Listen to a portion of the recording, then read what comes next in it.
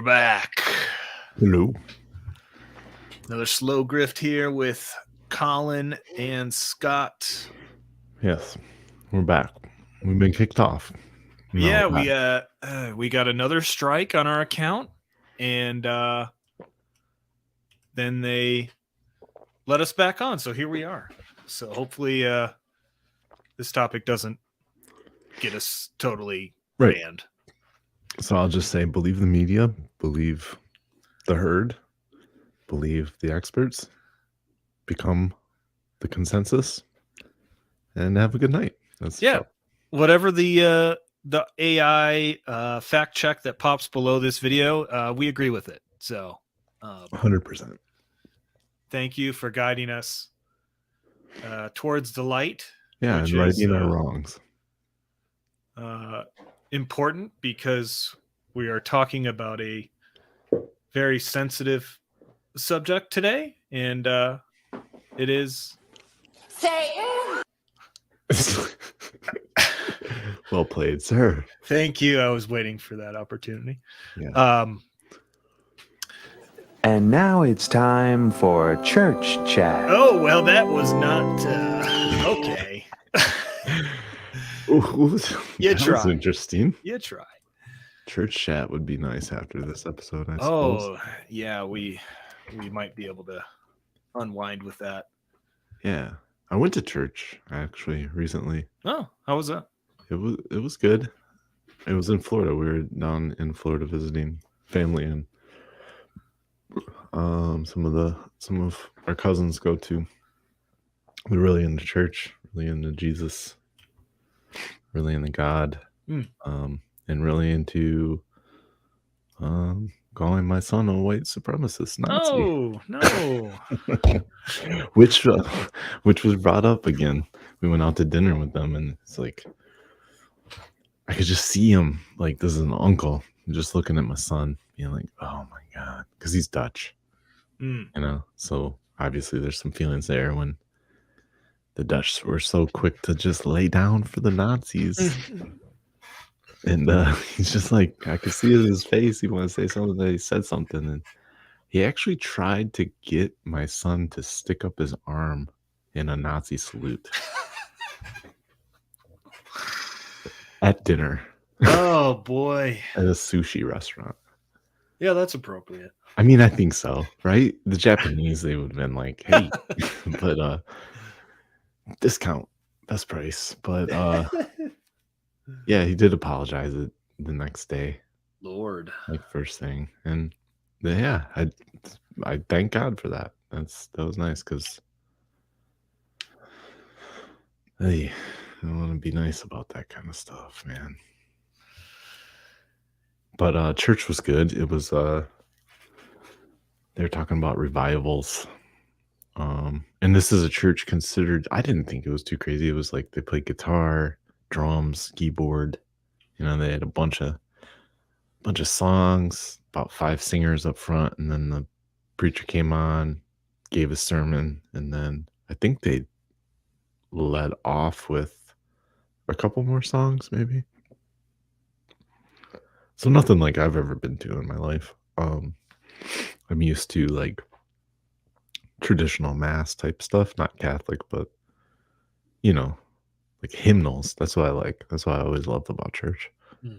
Is the hymnals and stuff like that. And the sermons. I like sermons. But yeah, I guess this would be considered, wasn't too crazy, but I guess it's considered, this guy, I looked him up. And it's considered evangelical. And I was like, you know, you always hear about, oh, the evangelicals, a cult, and all these evangelicals are ruining America. Trump's an evangelical, down with the evangelicals. I'm like, dude, they're just singing songs with guitar. Like, they're progressive as, you know, all get out. So yeah, I guess it comes in all stripes, but they just don't tell you that because they want to paint that narrative. Yeah. Evangelical, I don't even know what that is, to be honest. Evangelizing, isn't that all religion? Yeah, right. Yeah. It's probably a very broad category that I'm not familiar with, and maybe could touch on in another episode. Yeah, it just makes me think, like, they want like other people, maybe non-believer people in anything, just want you to believe what you believe and shut up about it. And because if you speak about it, you're evangelizing, and that's obviously evil. Yeah, And you can corrupt. only evangelize when you don't call it evangelizing, though, Right. or when you're when you're opposing evangelizing. Then it's not evangelizing because it's not. We're opposing religion, so we're not a religion, right? Yeah, like safe and effective. That's not evangelizing. No. No, because that is the word, the truth. Yeah. Yeah. Which kind of brings me to the topic for the night, which is the topic of Satan and why that thing or entity or concept. I don't know if you've noticed this, but where I'm at specifically, it's really trendy. How so? Oh, What do you mean? I just hear uh, more people my age talking about Satan in a positive light or a thing of more just like more interested in it, more endearing, more endeared to it than God.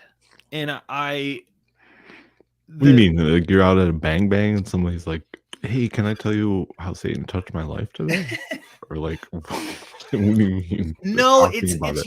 it's usually in passing, and it's honestly, I think it's because a lot of people in Denver, but also other urban areas, are more atheists than Mhm, anything. mhm, So I think God is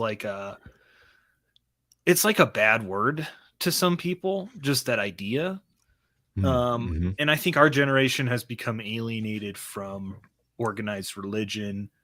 And this is actually a question I was going to ask you, but in terms of people our age, and you're kind of in an urban setting, or Mhm. you're at least close to um, a Careful, buddy. city. I'm in Southeast Michigan. Careful. You slang the word urban around here.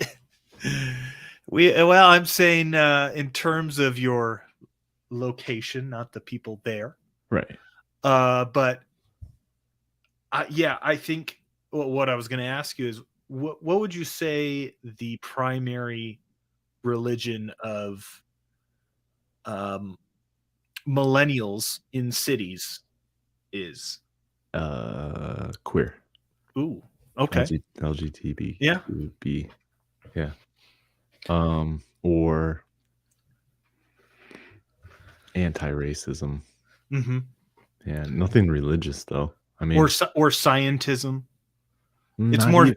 Yeah, It's scientism. Yeah, no, I thought you were talking about Scientology, but yeah, scientism. Yeah, it's like secular society. Most, I would say, intellect. most people my age are would probably identify as, if you had to narrow it down, are probably agnostic, but more likely, at least depending on the circle that I'm in, to lean towards atheism in that way.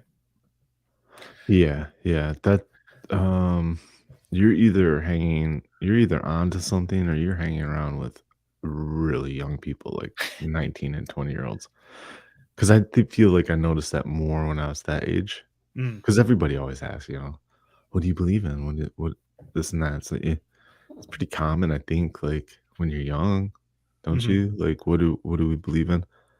But it's different time too. But yeah, most people were agnostic. It was always like even me. Like I was like, well, I believe in something. Mhm. I just a didn't feel comfortable putting a name to it, or um, b I just didn't know. You know. Yeah, and I would say I'm less um, agnostic than I used to be. I wouldn't call myself any particular religion, but I'm more, uh, you know, a believer in a higher power than I have been at any point in my life. Um, Yeah. but even that, I mean, the conversation just generally doesn't come up that often. I mean, it depends on the friend, but it's just not in a lot of circles. I pretty much am under the assumption that like, yeah, that there's not many people who would identify as being a Christian or even liking the idea of God. But I noticed that in that circle or in that milieu, people are still seeking spirituality, and there, for whatever reason, whether you want to call it the left hand path or just like different ideas within, like, whether it's paganism or witchcraft or Satanism. I mean, what you just rattled off those three like distinguishing characteristics. Yeah, it's just whether that's because it's whatever that reason is, which I think there's probably everyone has their own different reason, but it's a topic that I've wanted to explore because it's something that I've been picking up on. I have my own opinion on it, but I wanted to go in with an open mind because, it's easy for anyone to be like, well, what? Like, that's kind of crazy. Or what are you talking about? Why do you believe whatever it is that you believe? Even when it comes to this topic. Yeah. So, let me share my screen here. Okay. And get this clip rolling. But when you say you're hearing this come up more and more, you think more and more people, because you're obviously not talking about any in-depth conversations. No, I don't. I haven't pressed the subject when it has come up. So people are kind of more memeing about it, like quibbing or like interjecting Satan into places where really it wouldn't make sense to do so.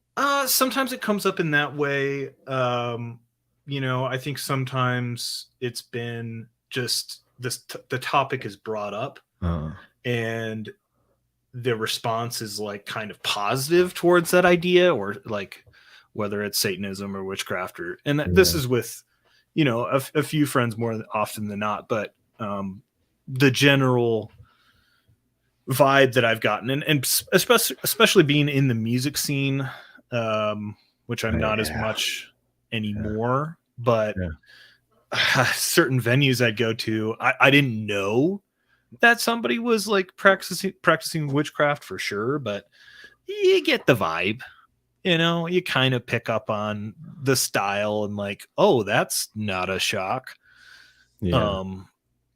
Which in and of itself is interesting that you can pick up on that. And again, I'm not like a fire and brimstone kind of person where I'm like, oh, the devil. But at the same time, I'm like, the devil. What makes people attracted to this idea in modern life in particular? And I came upon, this is just a trailer for the movie Hail Satan, which was a documentary released. Hail Satan ? I should say. All right, should I pray over this clip? Yeah, if you need to. This is definitely if it might be useful. But yeah, I think it kind of gives a little summary of the modern roots of Satanism, at least in the last 10 years. All right, you want to pull our logo off that? Oh, sure. Nice. Whoops. No worries. If you're watching, I don't know if you're. This is slow grift. If you haven't figured it out by now. There we go. Yeah, we're learning as we go. So here we go. It's a beautiful day here at the state capitol. Great day to be a Satanist. I believe it, and I'm very excited about it. We're not what you think we are. Satanic Temple was an idea between a handful of people directly confronting authority. This makes life fun. State officials have put up a 10 Commandments monument on government property. Satanists are demanding equal rights. I am a tax-paying member of Arkansas, and I don't want that there. They just want to irritate. The Satanic Temple says you also need to put up our monument to Satanism. As a Satanist, I believe that confronting injustice is an expression of one's satanic faith. You see Christian theocracy just creeping itself into our government, and it is our duty to stand up to this. We want people to evaluate the United States being a Christian nation. It's not. We are supposed to be a nation that doesn't allow the government to dictate what is appropriate religious expression. Satanists sue Missouri. If we're being sued by the Satanic Temple, we got to be doing something right. It's our goal to shut down their agenda, which is to bring death and destruction. You guys are horrible people. Is this how everyone that's different is treated? It is out of not only Satanism, but patriotism that I am motivated. Satanism is looking out for the other, because we are the other. I am following a code of ethics, having fellowship with brethren. Why can't that be a religion? We do indeed invoke Satan. We have gone from 3 people to 50,000. There's no doubt that this is my life's work. Hail Satan. Hail Satan. Hail Satan. Hail Satan.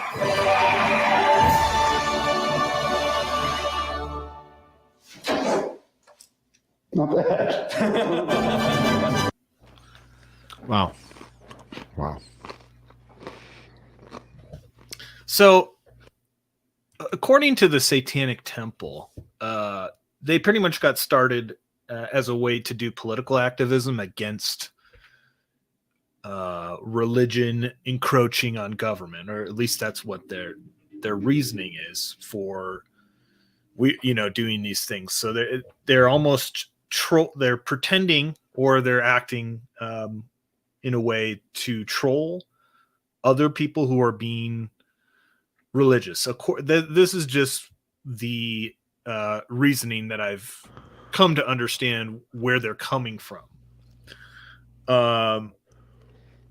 And I kind of understand that, but it is bizarre to purely define yourself based on trolling the other side. And a lot of their philosophy is based on the other. Like, I thought that was interesting in that clip where the guy was like, we have to protect the other because we are the other. But they themselves are defining themselves as the other, the opposition, the adversary to God, or Christianity or religion. Yeah, I think there's also an attempt to validate them as well, to say we're the other, meaning if you have one, you have both. You have the other. Yeah, that's interesting. I'm trying to think of the artist's name. She was a bedroom artist, made an album, rock, really good at the guitar. She really likes David Byrne. Oh, you're talking about Annie. St. Vincent? Yes, St. Vincent. So I was at a show of hers, and it's interesting. I just figured this out maybe actually today or now after listening to this, like, because she went in between her songs, she would acknowledge the other, all the others, quote unquote. And I was like, what's she talking about? And then for a long time I thought, oh, maybe she thinks she's an alien, and she's just talking about the other race on Earth. Or it was just so, I don't know what the word for it is, like glib. It's not glib, but it's like when people talk in codes and they want to sound cryptic? smarter. Yeah, cryptic, but it's more like it's a type of cryptic communication where it feels like you were trying to make yourself into more than you are by being cryptic. And I feel like I've done it when I was a teenager, play sly or like, but I was doing that bring people interested in me. You know, obviously all these people are here to see her play music. They're interested in her. So it was like, but it was very good. It felt very culty. And maybe that's what the nod was to. Is just they were all Satanist. Hmm. Because I noticed in that trailer they all kind of look the same. Well, they kind of it's like, you know, goth style, some of it. Yeah. I notice it, you know, people who are nerdy or, you know, listen to metal music or, you know, like certain things. There's an archetype to the people who might go to that temple or that scene. But, you know, I'm sure there was some diversity in the people interviewed there, at least. You thought so? Oh, I mean, maybe not. At least on the surface, I don't know. I mean, there's that guy who almost seemed like he could be a Southern Christian, but he was saying it about Satanism. And then there's, you know, the predictably, like what you might imagine would be somebody who's goth or, you know, dressed a certain way. But yeah, it kind of, so when I dove down this rabbit hole and just tried to understand where at least a lot of people are coming from with it, I think at least in their head, according to what they say, it's not about worshiping Satan. It's just a way to fight back against whatever it is they believe or have a sense of community. But I find it really strange because I don't know if you know anything about the Satanic Temple. But they claim as members that they don't believe in Satan and they don't worship him. Correct. Right? Yeah. Which is something that I've always, you know, as somebody who likes to be true to what I believe and what words I use and how I define reality and make sense of it, it's very unsettling to think about calling myself something I inherently don't believe in, or defining myself by something that is like a logical, it's illogical. Yeah. Counterintuitive. Yeah. Point. Yeah. Or to almost, like your movement or. Yeah. I mean, if somebody asks you like, oh, what do you believe? What are you? And the thing you believe is something you don't believe. It's like, I don't know if solipsistic is the right way to phrase it, but it's almost like it leaves you in a state of, at least for me, like kind of confusion. And maybe that's the point. I don't know. We'll dive in further to it with this clip from bear with me. This is one of the spokespersons that I could find on YouTube describing Number 4. what Satanism is to them. And yes, awesome. A little SJWE. Perfect. But that's on brand. That's on brand. So let's have them, because I don't want to just say, you know, oh, this is my perspective on it. Like I want to, you know, hear it from them personally. No, that's good. That's good. And I say on brand because the exposure I have to Satanists, they're saving the world from God. So that's about right. Yeah. The devil. Now to get into the frequently asked questions. Do I worship the devil? No. We don't believe in the devil. That is some Christian lore, y'all. You know that the devil is a Christian construct, right? Satan is the Latin word for adversary or opposition. So why put the lightning bolt on it? Like, okay, sorry. So Satan works as a symbol to represent individuality and liberty, self-liberty. Basically, do what's best for your own damn life, as long as you're not hurting anybody. That is important. As long as you're not hurting anybody, do whatever you please. Satanists used to be considered atheists, but now we're considered I-theists because we believe I am God, I am Satan, I am everything. That's solipsistic. Yeah. Yeah. It The is. meaning. And when did Satanism ever? When was that ever atheism? I don't. This is the problem I have with these clips, Colin. Is they never explain their assertions. Mm. She asserts that Satanists used to be atheists before they changed, but there's no evidence of this. Yeah, you know, and this is the problem with these postmodern philosophies or ideologies or religions is like when you change meaning, like the meaning of words that much, then it can kind of be whatever. As she said, as long as you're not harming another person, you know, you can have you are God, but it's very self-referential. So if my world is defined by myself, then I don't have a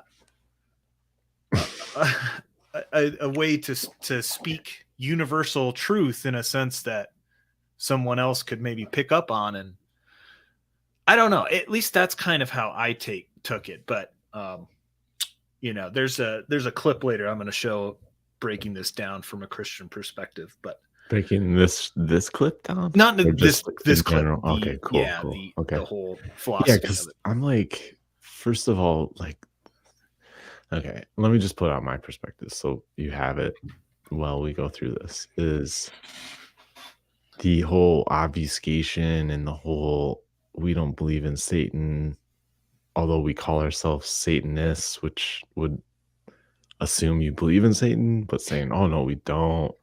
No, it's a Christian concept. Right. But that we're defining ourselves by. Yeah, and I'm willing to bet if she laid out the Christian construct, it would contradict everything she's saying. Meaning like they would believe in Satan, or yeah, you know what I mean? Mm-hmm. So like what I'm saying here is that as she's going through with this educational video, she's basically contradicting herself. Oh, she'll contradict herself within the same sentence. Yeah. Okay. Yeah. And I'm sure you'll pick up on it. Yeah. And I feel like that can only be done. No, not let me walk that back. Not only done because people do it all the time, but if you were presenting your case that you're a Satanist but don't actually believe in Satan, and then you do these things that are so contradictory, I feel like either you're a fool and Satan has you, or you're a liar and you do believe in Satan. Yeah, either way, it's not good. No, right. that's how I feel about it. Yeah. Yeah. Okay. It's confusing, and in that confusion, it allows for all these contradictions. Which, if you base your life on a contradiction, then doesn't that open the door for all these things to become gray areas? Because the ground 100%. That you stand on is very shaky. Yeah. That's kind of my.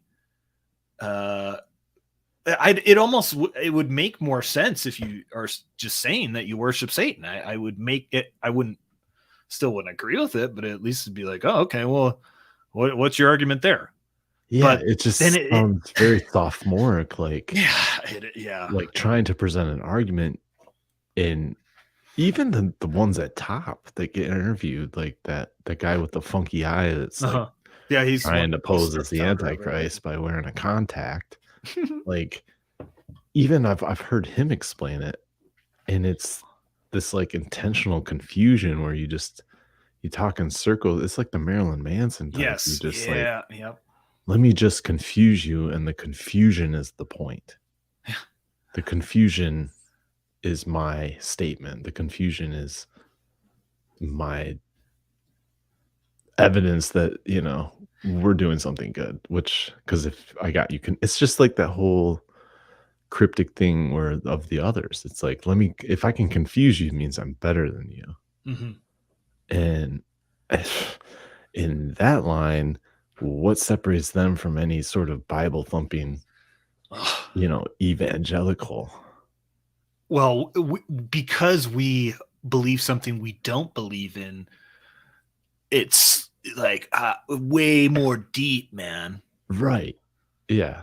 I don't know. I mean, I'm not just trying to spend this whole episode shit talking people who may believe in this or no. That's not the point. because I'm honestly wanting to just start a conversation about it and just get a better understanding of, at the very least, what people who claim to be Satanists believe. And it is kind of a challenge to try to relate to and understand these belief systems. Yeah, I don't think it's possible, but I'm upside open. down. I'm open to it.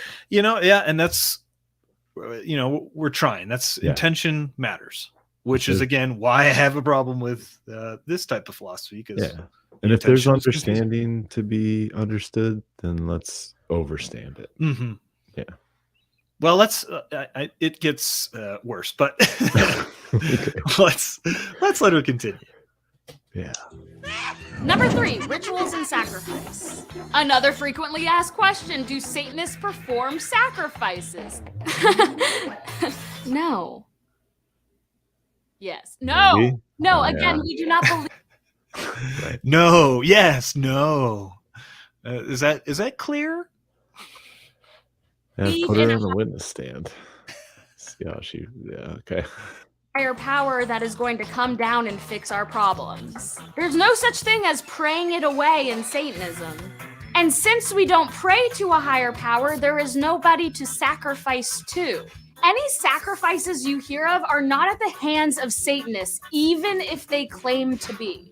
We don't sacrifice animals, we don't sacrifice babies, we don't sacrifice humans. Are we all clear? Here's another frequently asked question: does Satanism support the abuse of children? Now, this one is too important, so I'm going to let the Church of Satan speak for themselves. Satanism has strong rules prohibiting sexual activity with children or non-human animals. And this is all despite the horror of the satanic panic in the because there's non-human animals and human animals. Yeah, are we all clear on that definition? Well, dogs are people too. My cat is very human. Because, definition, human, animal. Okay. Yeah, they're talking about cats, man. We're beasts. Yeah. 1980s, where many people believed that satanic cults were ritually sacrificing and sexually abusing young children, which they weren't.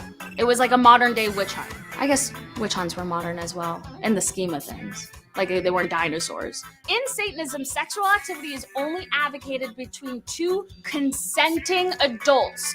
May I add, Satanism, the only religion to add consent into their decree. In fact, if a Church of Satan member abuses children sexually or otherwise, their membership is automatically terminated without the possibility of reinstatement. We do, however, have rituals. Greater magic or ritual practice is an emotional purge of sorts. You may see things like hoods or black clothing or pentagrams, but the pageantry of ritual is a drama meant for emotional stimulation. We're not calling on demons to haunt your underwear drawer. That would be dope, though. So we're not doing that, but that'd be cool. But, well, not only that, but it's just to make you feel something. But we don't know what that is. Isn't that like, yeah? We want you to feel how we feel. Confused? Yeah. I would do that if I could, but unfortunately, they don't exist. Why do you want demons in your pants? I always want demons in my pants. Number 2, symbolism. Despite our anti-ritual rituals and steadfast belief in essentially nothing, we do understand that symbolism is important for the human psyche.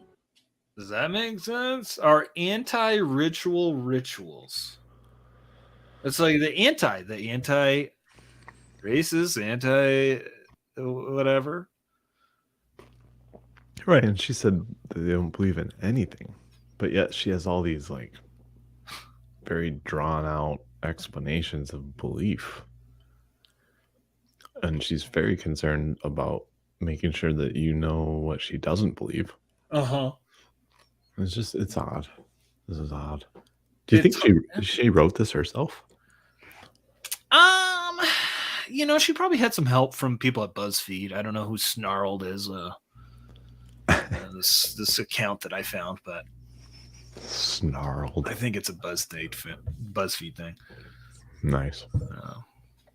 But you can tell she is the target audience for this kind of true, yeah, ideology or whatever that doesn't make sense, but really makes sense. But somebody that wants to talk but not really think. Yeah, it sounds deep. This is a lot of this philosophy is, and it's kind of sophistry in that way, where if you don't pay attention to it too much, it almost sounds like it makes sense. Yeah. But sorry about that. Upon examination, it just it breaks down for me. But there's more. People need symbolism in repetition in order to associate big ideas. Just like when you're learning the ABCs, you learn it via song because it's easier to learn that way via just speaking the ABCs. Here are some things that other religions have projected onto Satanism. And we've kind of adopted because we like to spook it. The number of the beast, or 666. Is that right? Satanists believe in the power of science, so in that regard, numbers are very important. But that is the only significance of numbers. 666 is nothing but a silly number that seems to freak people out. So we like to say it. Another example of projected symbolism is the inverted cross. The cross holds no significance for Satanists, so an upside-down cross is just a shape. I know, shocking. I saw The Exorcist too. Turns out, just a movie. Now here's something I can get behind. Baphomet.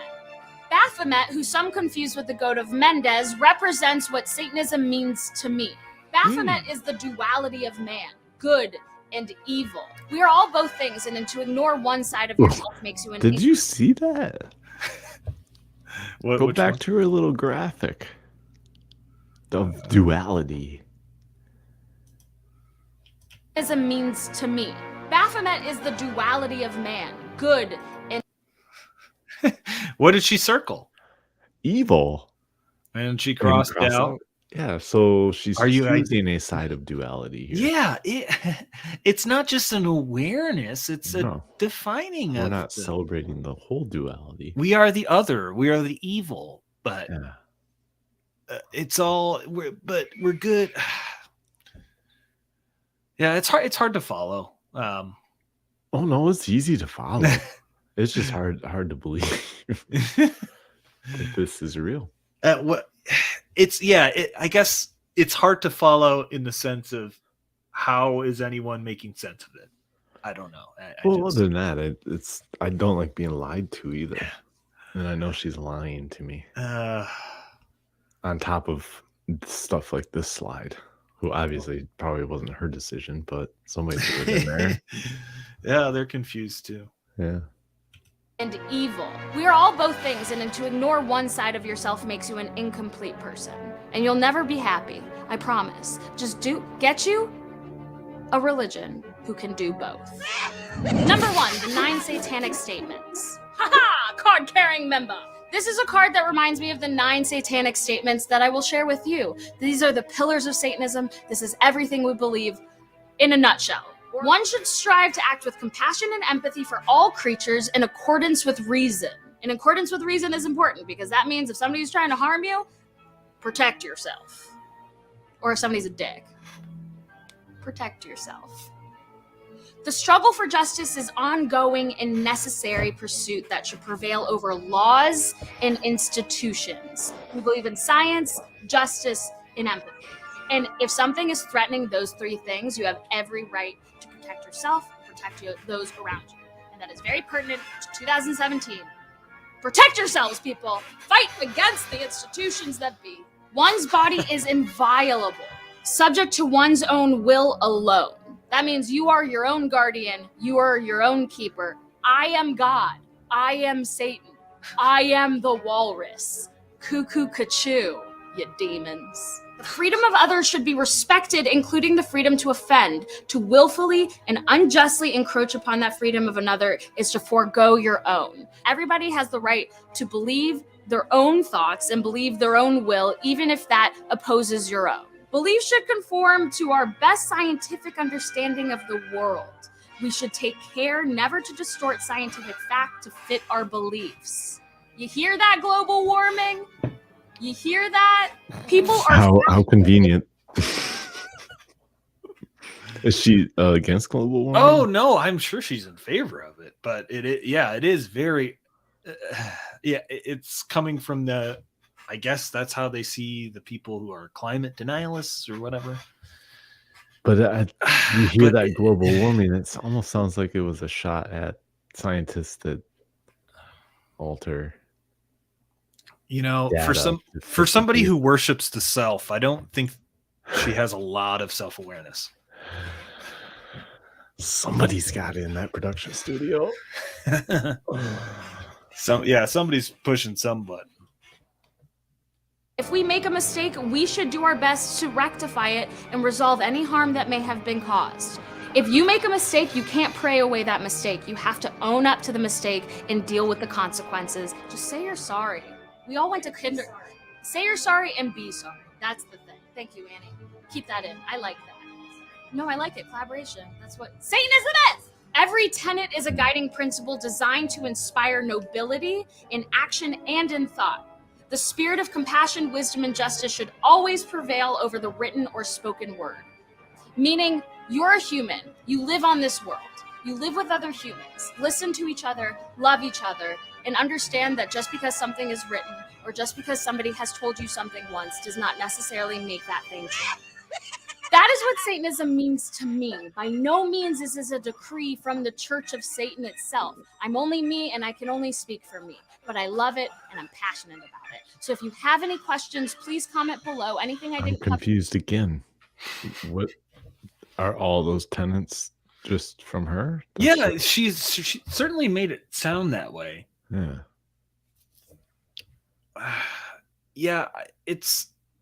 I think there's a lot of holes here because when you're saying pretty much truth is relative to whatever it is that you want it to be, and as long as you don't harm anybody, then it's fine. You can be whoever you want to be, but also define yourself by this thing you don't believe in. Here's the tenets that we believe, but it's not. According to her, that's just my take on it. Like, that's not necessarily what it is. Well, what is it? I don't know. I mean, when you put all this imagery together and you're saying all these different things, you know, somebody could come in and hear this type of ideology, especially if they were like maybe a person who is trying to do evil, which I'm not saying that about most Satanists, but I could see that somebody like that might really like this type of ideology. Yeah, they might latch onto a few of those tenets to explain their behavior, rationalize it. Yeah, especially the one about sacrificing no non-human animals. Well, every human is an animal, so let's sacrifice some human animals. Yeah, and I felt like they were a non-human animal today. I mean, they were dressed as a furry, so they identified as the non-human. Yeah. I can go into the gray area real quick. Yeah. As we've seen with a lot of postmodern society. Yeah, I mean, I get your point. If you're offering a religion full of gray area, you know, for someone with a shaky conscience to adopt and act through, this might be the one. And I mean, people with bad consciences can take any ideology. Of course. I mean, look at Catholicism. Yeah. Any religion has that. But I can see that this type of philosophy has that as a bigger Achilles heel in some ways, because a lot of people are confused in modern society, and this just adds to the confusion. And before you know it, I don't know. I mean, I could see how somebody could take it to that extreme if they were that type of person. But I mean, that's not everybody, but it could be. Some people, anyway. But Anton LaVey, right? You know the guy who founded the Church of I think it's the Satanic Church. Yeah, I've seen him around. Was he an LA guy or San Francisco fella or something? Yeah. And he kind of brought it in during the original counterculture movement in the 60s. It's a little LaVeyan Satanism is different from the Temple of Satan, but there's overlap. And so here's his perspective on Satan, if you want to Alrighty. get this guy to tell us. Lies within oneself. I believe that man creates gods in accordance with his own needs. And if he doesn't, someone else will create them for him. Who or what is Satan to you? Satan is the essence of that which dwells within myself. Would you explicate this? Satan is the pioneer, the inventor, Prometheus. Satan has always been the scapegoat, the other, as Thomas Saz, the psychiatrist, calls him. He has always been the opposition to what has been established at the time, the counterbalance that creates change, that creates evolution, that sets the climate socially for modification. Because without this so-called evil, there could be no change. Is that a Hegelian philosophy to you? Which part? Well, we're going to be the opposition, the counterbalance to create evolution, basically the synthesis between the one side and the other. So we're embracing the antithesis role to further along whatever it is. It's just yeah, but yeah, I mean, you would then have to make the argument that religion would have been created intentionally to have this counter religion. Wouldn't you? I don't necessarily think that. I think somebody could see, and similar to how the Hegelian dialectic plays out, I don't think it's always this overarching greater conspiracy where both sides are controlled necessarily, but you could agitate that process along if you were embracing the idea that in order to create some type of change, you have to have this conflict between like a dialectic is, I think, the opposing opposite ends on whatever spectrum you're talking about, getting into conflict and then creating some type of synthesis from that opposition. Yeah. And that's my understanding of it. So I don't necessarily think that religion would have to be created to play that role.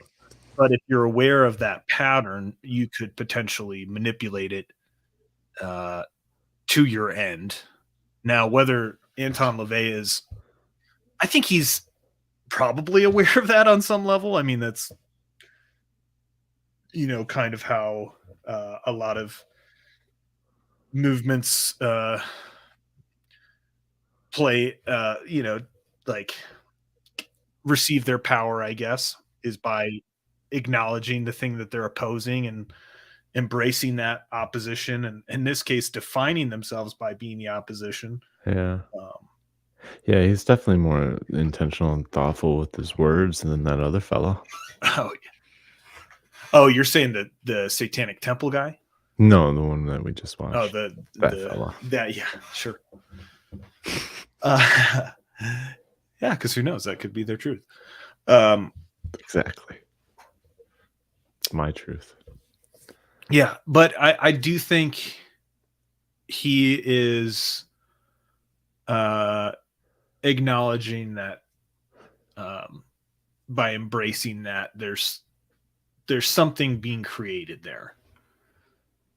Whether he believes in it or not, I don't know. But I would also think that somebody like this, who's going to embrace a role of opposition, could be very easily turned into controlled opposition because they're already defining themselves by what they oppose.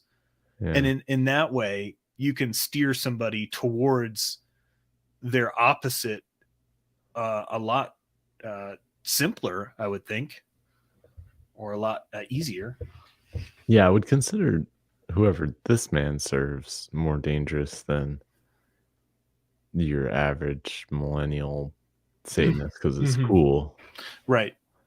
And I do think there are layers of this organization, because it's not just I think, similar to like a Freemason organization. There's the drinking club level, and then there's the 33rd degree, who might have a grander perspective on it.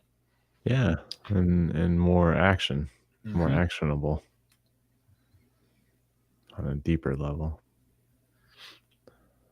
And I say that because he said that he came around the counterculture of the 60s. Well, that makes me trust it. Not at all. Doesn't it? Yeah. Talk about being the opposition, the other. Yeah.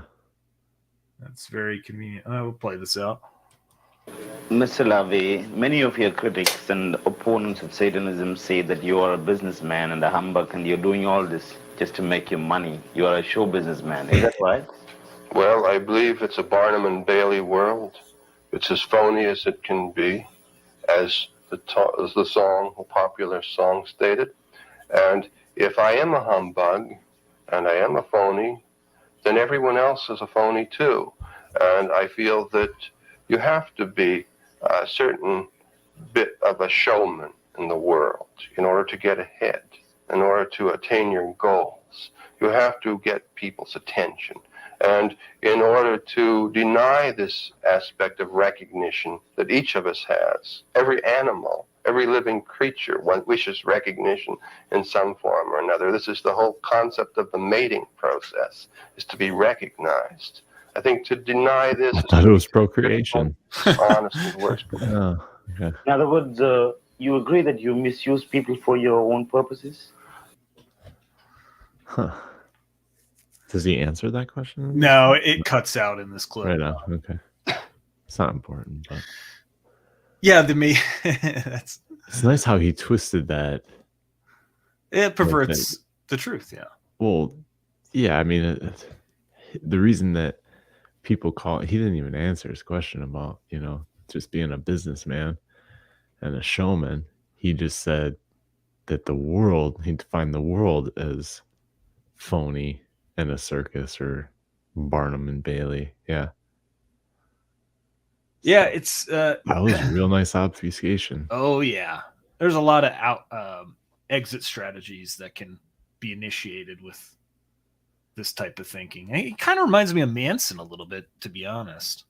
Yeah. Just in the way he answers those questions. Like, kind of not being direct, kind of talking around the issue, not wanting to answer the question, being a little too, just, I don't know. I call it squirrely. Squirrely. That's a good term. Yeah. But again, not super clear or direct in that way.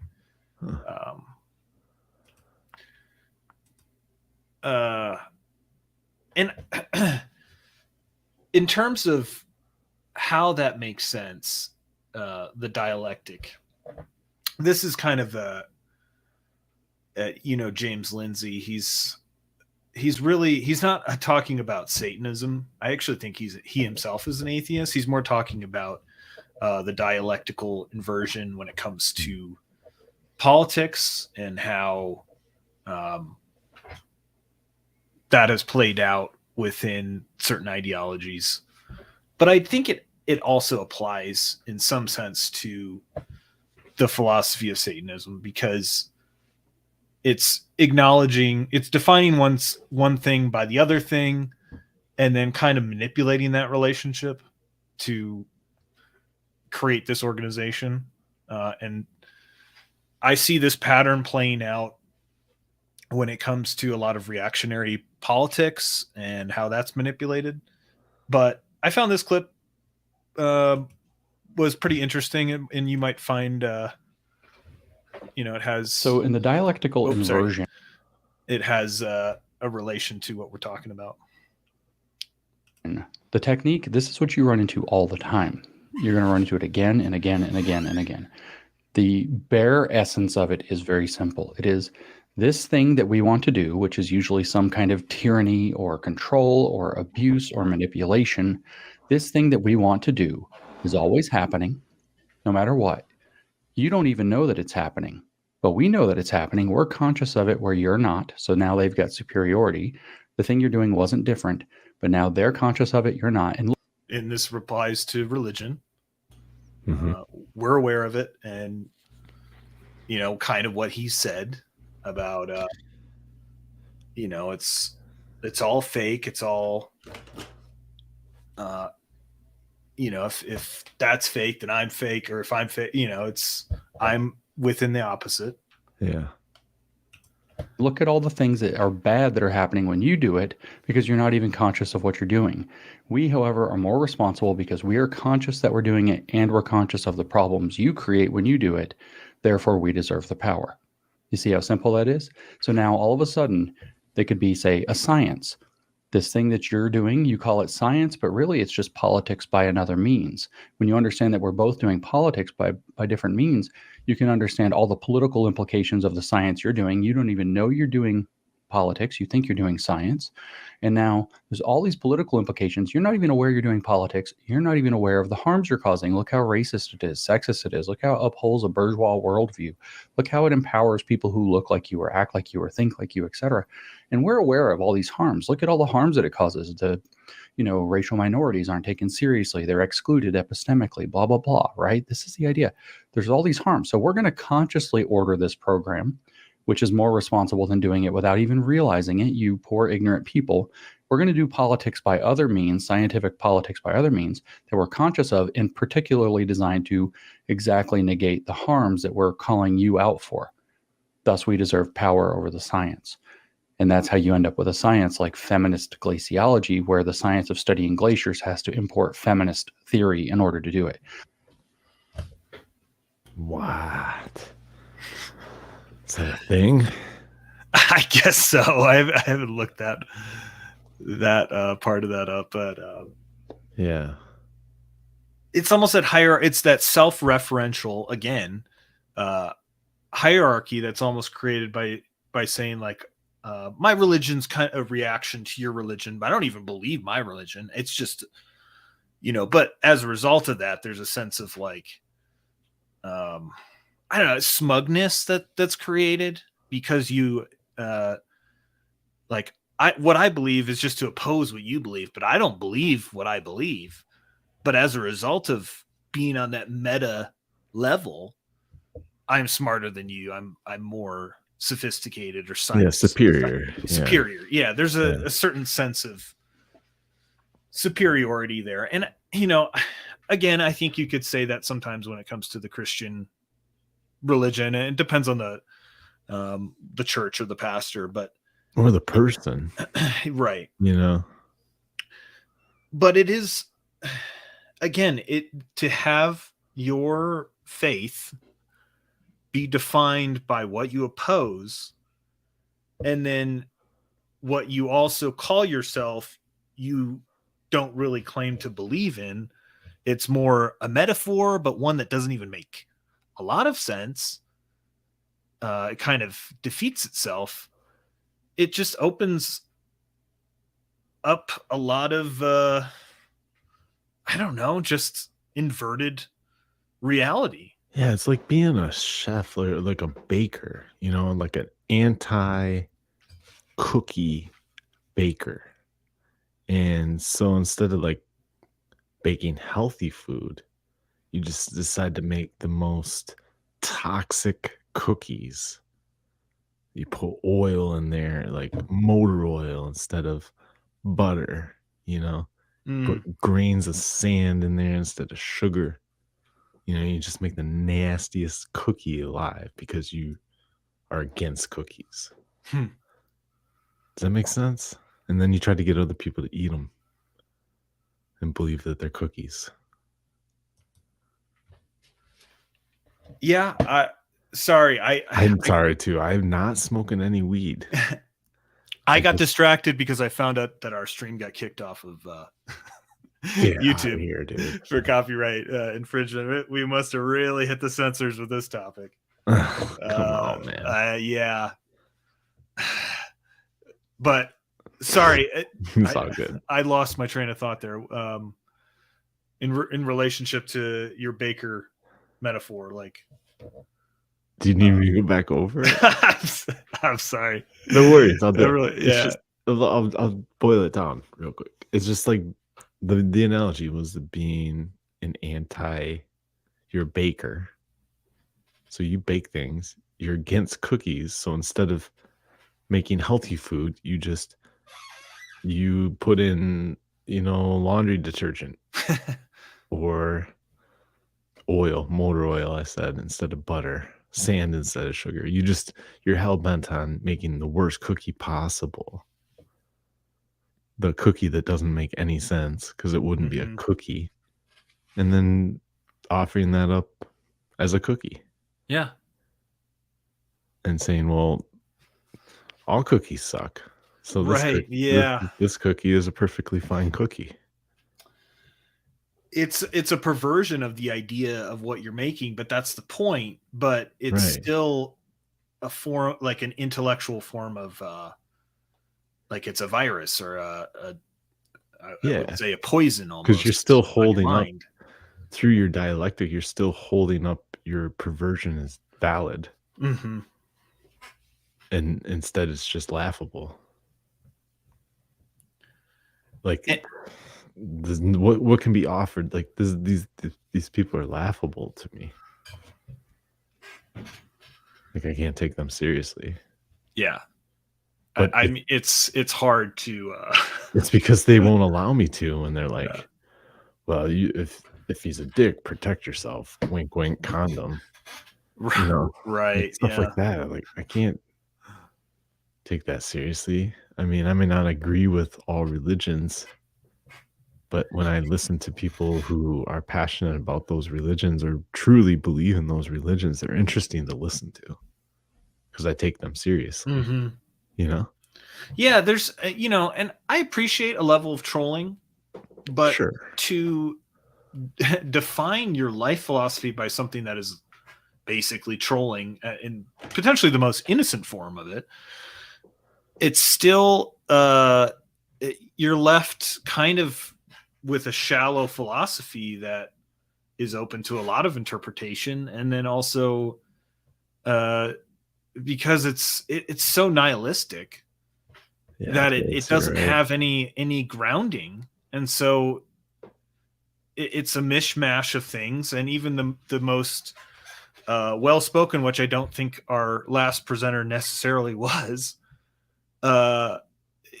even more well-spoken people than her have a hard time really boiling it down and making sense of it. Anton LaVey's explanation had to be kind of disguised in some philosophical gobbledygook that kind of makes sense, but again leaves you a little bit more confused with a degree of truth, but then it becomes self-defeating at some point. So it's but if you're stoned all the time, you don't catch that. Yeah.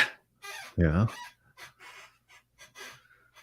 If you're searching around and finding Satanism as your thing, you're already at a point where you're desperate for it, so you don't notice it. Yeah. That's just my take on it. Yeah, it leaves a lot of a lot of room for people to become. I mean, you can take it however you want, but there's not going to be a lot of cohesion, I feel like, in the long term with this type of thing. Oh, I disagree. Maybe I'm wrong. I don't know. I mean,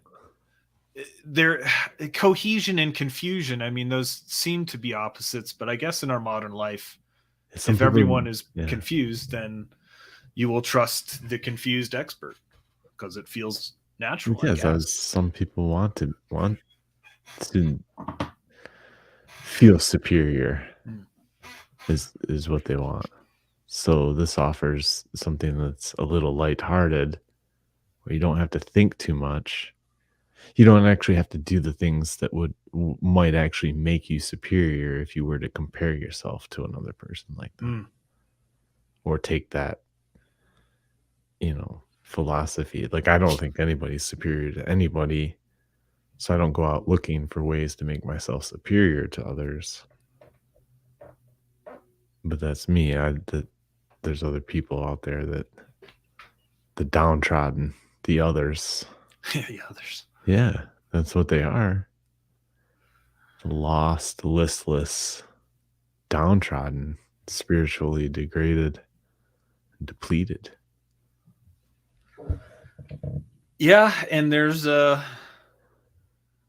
explanation for why some people have gone this way, at least when it comes to our modern times. And I thought this was particularly funny. Since the start of the Trump administration, there's been even more pushback against what you do. Yeah, but there's been also that kind of concurrent understanding of a need for the kind of activities that the Satanic Temple are. Oh yeah, of course. Within hours of Trump being okay. So he's going to justify. Trump is once again going to be used as a scapegoat for other people's activities. Awesome, bring it. Well, let me roll it back a little bit, because this is why I think it's a part of the reason. And to get back to the start of the episode, with this trend that I've been noticing recently.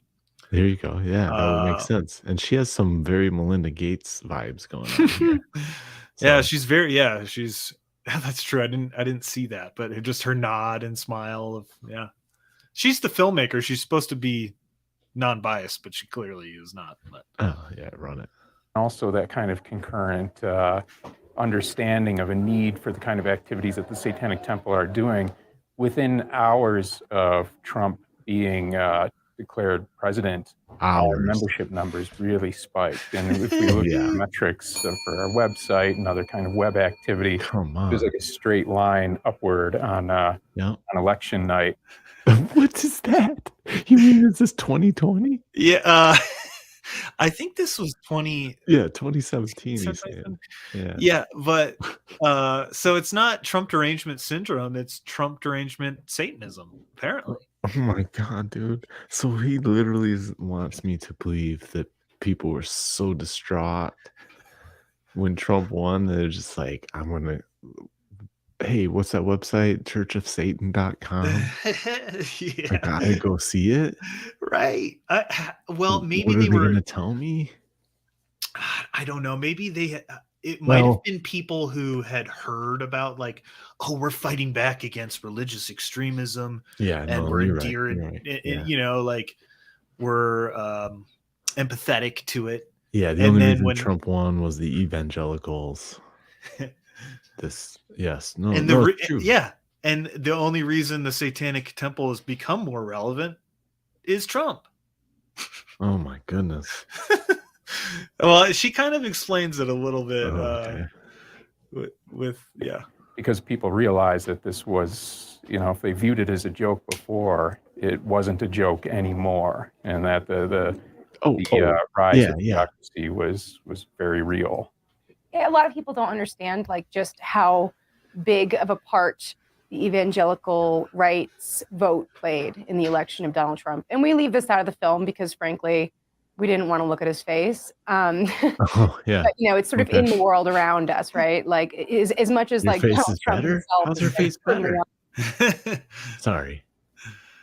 Yeah, she's. So the evangelical, is that just a blanket term for Christian then?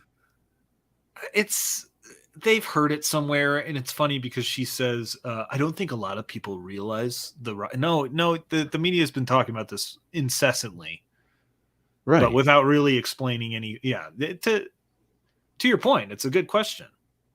Like, what? Who are you referring to? What is this? That's what I don't understand with this evangelical meme. It's just it. I thought it meant one thing. Like, Yeah, it's like the old QAnon. Like, well, yeah, but I thought it represented evangelicals represent like 10% of the population, maybe. right. Yeah, I mean, is a it is mega kind of a church evangelical? I Probably. think so. Yeah. I guess I just didn't know how the evangelicals were being counted, and it doesn't surprise me that it is way different because I don't know how anything's counted these days. Yeah, it's a little. It's almost intellectually lazy to some degree to not specify. But again, here we are. Yeah, because you're justifying your thing, and to be lazy about why it came about. It's kind of on brand, though, isn't it? It is totally, yeah, 100%. I mean, 100%. It's. I don't know why I'm surprised. Yeah. Not a believer in anything. You know, the evangelical right really did a lot of work to elect him, and so and he's repaid them in various ways. And so I feel like the work the Satanic Temple is doing is particularly resonant now. I also think that we're in such dark political times that people who maybe typically wouldn't care what the Satanists have to say might be a little more open-minded in their desperation for answers. That's what I'm saying. Desperate. Yes. Desperate. Yes. Yeah. Yeah. I mean, God, there's no one else, who's really hearing my despair, and I'm just desperate for answers. Well, yeah, we got the message for you. The office of president is so detrimental to my emotional well-being that the man I didn't want in there. Well, it is if you don't believe in anything. That's exactly right. I mean, that's what's so the similarity between how they're reacting to God and it is reflected in how people not to compare Trump to God by any means, but just to compare the defining yourself by what you oppose, and you just become like it doesn't matter your perception of what you're imposing, like and whatever is opposed to that thing I support, but it doesn't matter if it's true or not, or based in the Russia, he's paying them to pee on beds because he's a puppet of Putin. Like, okay, I mean, if you're gonna hate the guy, at least like back it up with like things that are true, or like you're committed to a sense of truth, not just opposing it. Do you think we'll ever elect a BIPOP, a black indigenous puppet of Putin? Or sorry. I don't know. Yeah, we'll see. We'll see who runs for office. Yeah. Yeah, but Indie Wine, is that what that's? Indie Wire. Yeah, and her name. I want to point out her name is Penny Lane. Apparently, get out of here. That's stupid. Apparently, yes, that is supposedly her real name. I wonder, does anybody think that it's possible to take so much LSD that your child has no hope of any sort of faith whatsoever? It's just I don't know. Gotta get off that Credit Karma, bro. Yeah, that's so funny. I'm just going to my fucking. I don't know if this is smart, but. So I wanted to point out. For those listening or watching, whatever you might, it doesn't matter. But there's a satanic conference that happens every year, Satan Con, and I found out that for 2023, they are still requiring the vax, and the mask. Oh.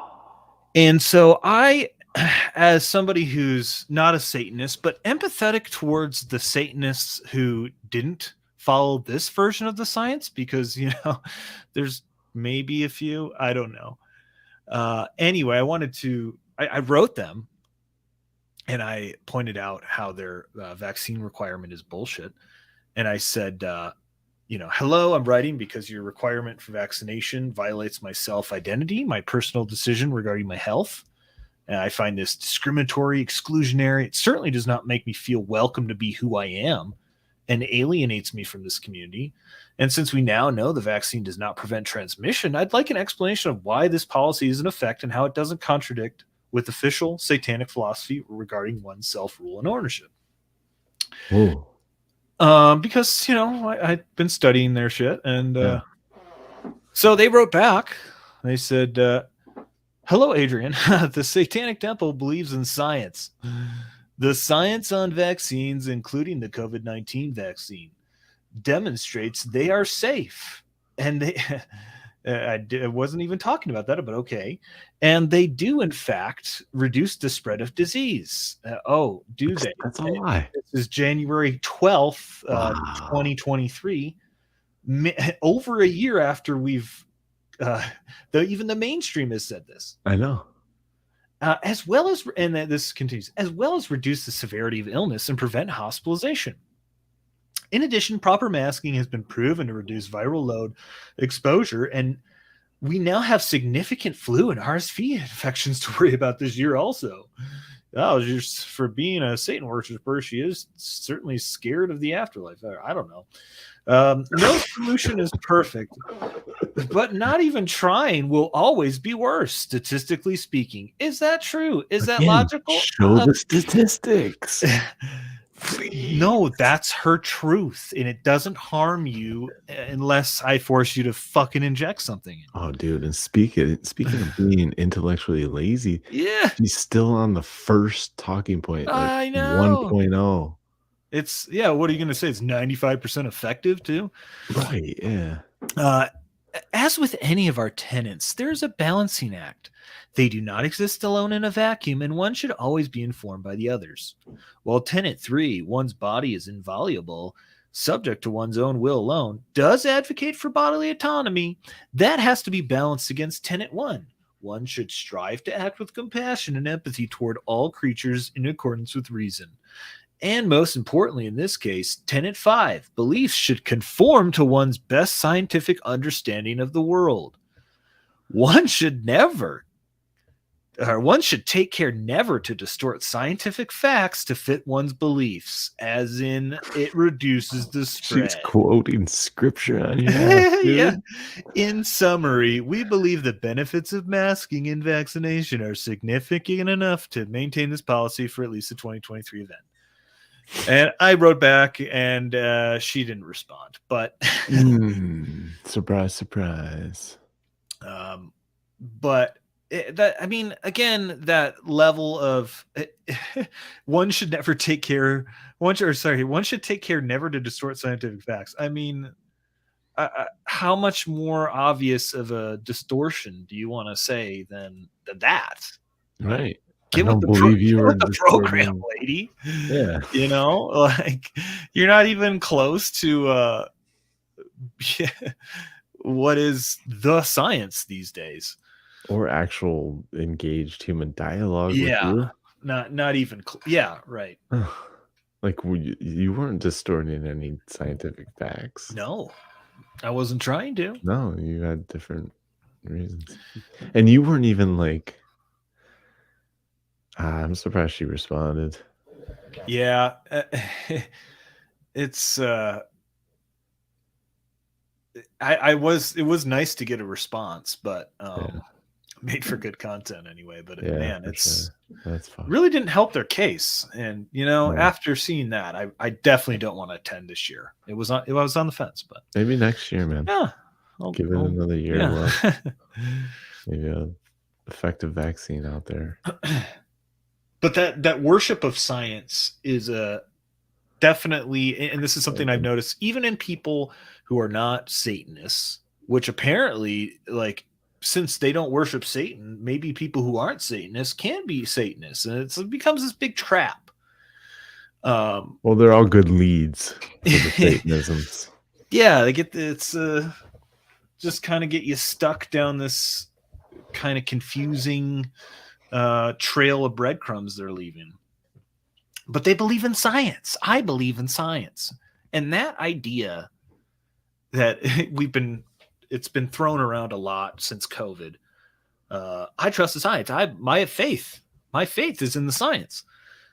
It's a primary tenet of their belief system. And I found this clip of the great Bill Cooper talking about this idea and how it relates to Satan and why it makes sense.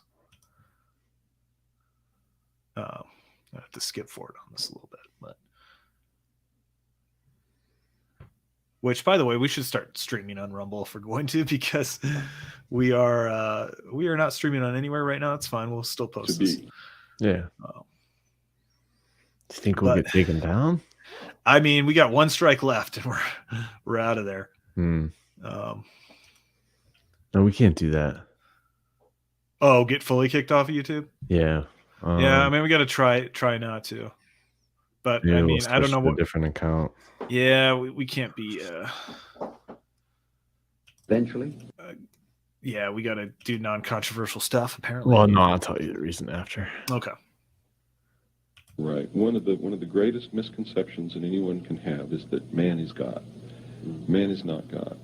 We're a fragment of that. We are a fragment of God, but man has to understand that no part can be as great or greater than the whole. So man cannot set himself up as God. People who think that man is God and worship knowledge and technology and believe that by the use of knowledge and technology man can become God or can be God are actually practicing Satanism. And I'll tell you why. The worship of knowledge is Satanism. The concept that man can be God or is God is Satanism. Not because I'm a Bible thumper or anything like that, but because if you believe the story in the Bible that Satan enticed Eve to pick the apple from the tree of knowledge and make Adam eat it, which is the original sin, the myth, yeah. Then you have to understand if that apple represents knowledge, then the worship of that apple is Satanism because the whole thing was instigated by Satan. And who is the serpent? The New World Power? I really don't know. Oh, the secret government? You have to understand that I'm not a prophet. I don't have any knowledge of all that. I would say, though, that they certainly worship knowledge and have the concept that through technology man is God. Therefore, I would have to say that's probably right, although I'm going to have to tell you and your audience, you have to decide that for yourself. Yeah.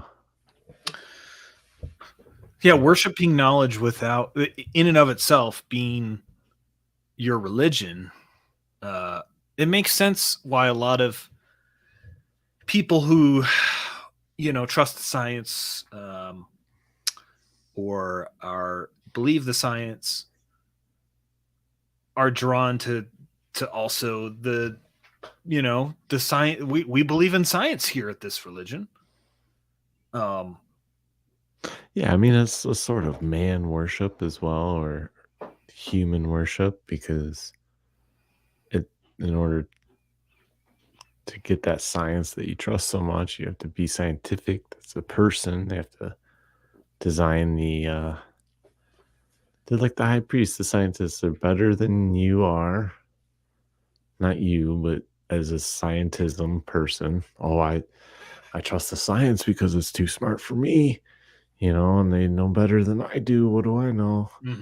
Again, you got your degraded, desperate people with no self-confidence, which is different than self-worship.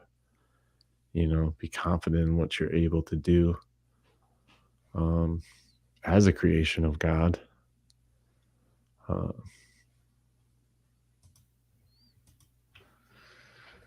Yeah, it's I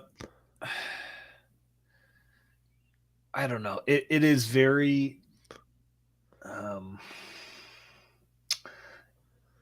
it's self-defeating to some extent when it's not based on if it's just based on I believe in progress, I believe in technology, you don't have any moral guide for where you're going to go or what you are going to follow in the future when the science changes, or when we make this progress and then here we are. I mean, the thing that matters is progress with technology, because we believe technology will save us.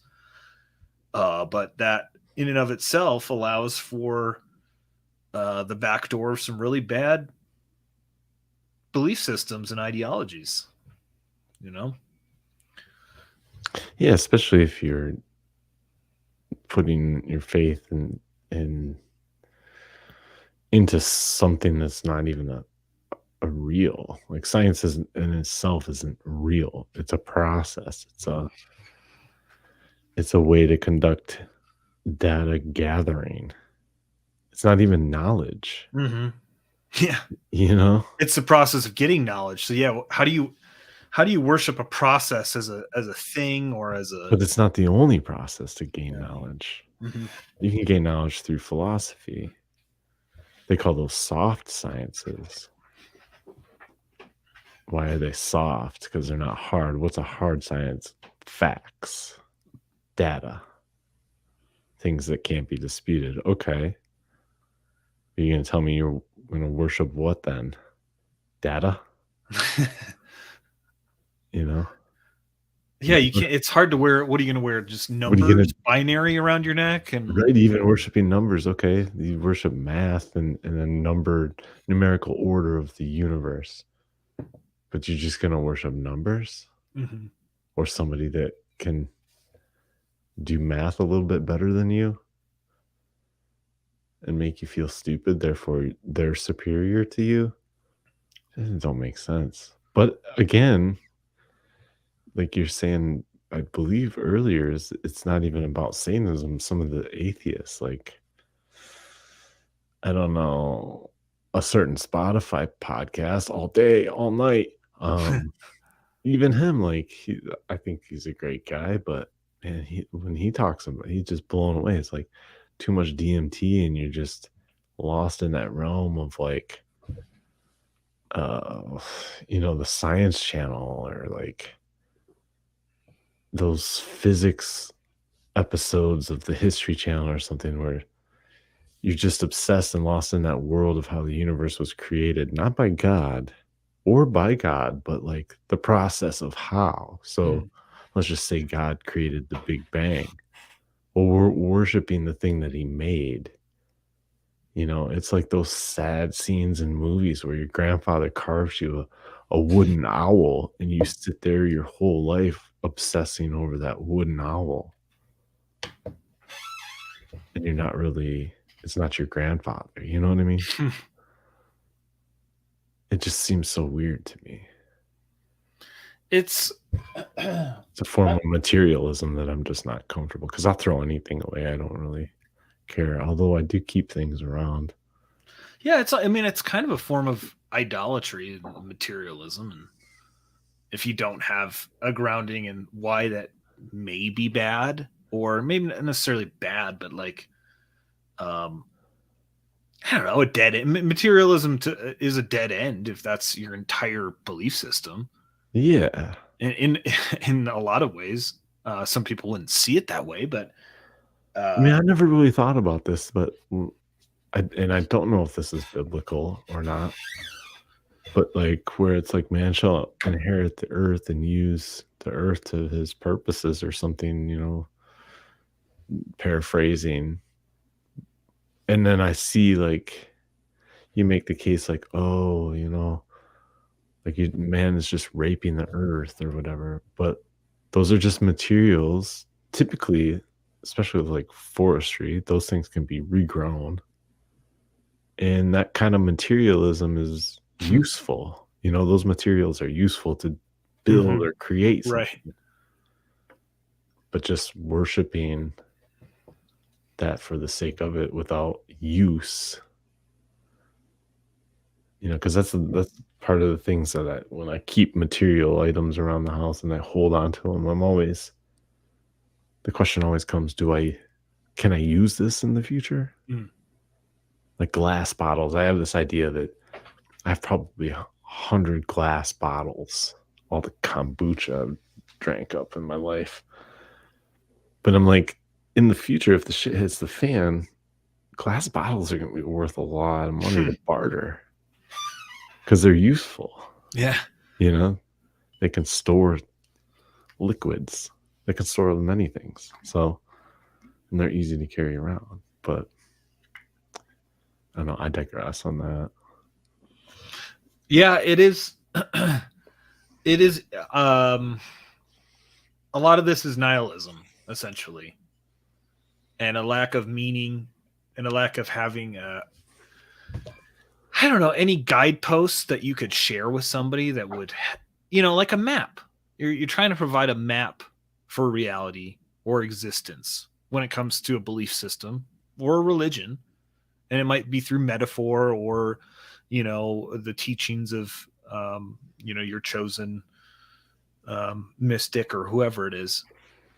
But if your map, which it isn't the territory, but it is still supposed to explain what that territory is, if that map doesn't lead generally the person you share it with to the same place, when you say, hey, this is there, and that person's like, oh, well, oh, you mean so that there could also be over there, then you're never going to arrive at the same place. And reality is by its nature very confusing and not consistent and difficult to explain.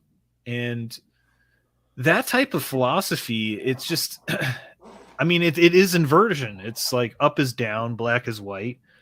It's, you wouldn't have one without the other. But by acknowledging that, you're also kind of like taking the meaning away from the up or the down or the left or the right.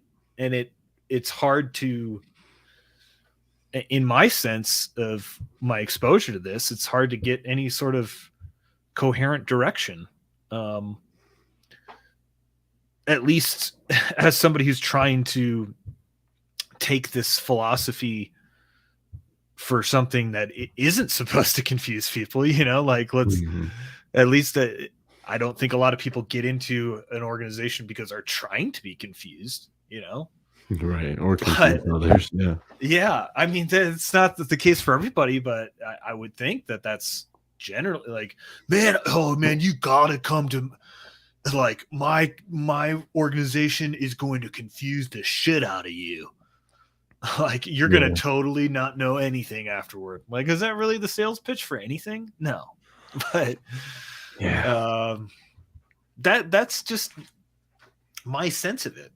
But hey, I mean, if you go to McDonald's and get a Big Mac, it's best to just eat it and not sit there and ponder if it's really beef. You know what I mean? Yeah, I mean, like, as that lady said, like, we have to just, have to do something, or whatever it was we said. Like, odds are in favor of this being good because we're at least we're doing it. Right. So by eating the burger, I mean, it's progress. Something, man. It's something. It's something. You're engaged, and it's not that. Well, I found this breakdown of the 7 tenets that girl earlier was bringing up. Or sorry, human animal, I should say. I don't want to ascribe a gender to her. But these guys, I think they're Catholics because it's Pints with Aquinas. So I think they're from, what are they doing? Like happy hour with Jesus? Or something? Yeah, I don't know. I don't know if they're drinking what they're having there. Huh. So I thought their breakdown of the 7 tenets was pretty interesting, and I think a good response from the the other side of the coin, so to speak, about why these tenets may not be what they appear to be, or what the issue might be. How did we get here? I think that's the right question to begin Well, with. I mean, first of all, I think there's a lot of people who are like these they aren't deeply disordered. They seem great. Like, look, one should strive to act with compassion and empathy towards all creatures in accordance with reason. Wouldn't you agree with that? On the surface, it sounds really, really good.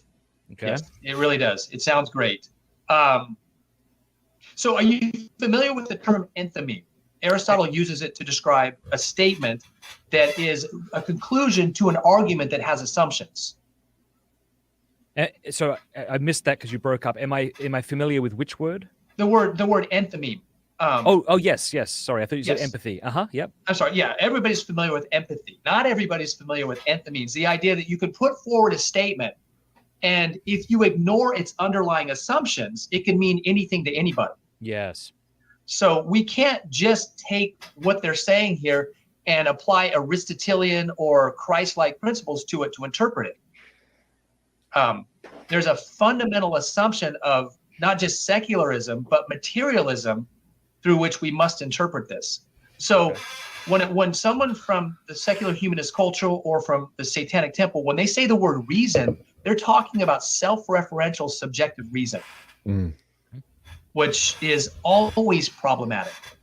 And reason that is in accord with nature, that is in accord with reality, that's always good. So reasons that is in accord with reality subordinates things like compassion and empathy, because compassion and empathy are appetitive, they're appetites, they're sense appetites. In fact, we call them the passions. Animals and humans share passions. And empathy is a small subset of our passion of sadness. We have the capacity to feel sorrow as animals do. And empathy is a particular kind of sadness, which is appropriate sometimes, and at other times it's not. So we have a real problem here with defining the word reason. Using reason in an Aristotelian way, it would seem that would be true. But look at the order. First, they say the universal premise here is we should have compassion and empathy towards all creatures. And then the minor premise is in accord with reason, which really means according to you. And that makes it problematic for this reason. If you have the right use of reason above all your passions, that's rightly ordered. The Satanic Temple assumes that passions are overarching and that reason is subordinated to empathy and compassion, which makes reason deeply disordered. In fact, it makes it rationalization. Okay.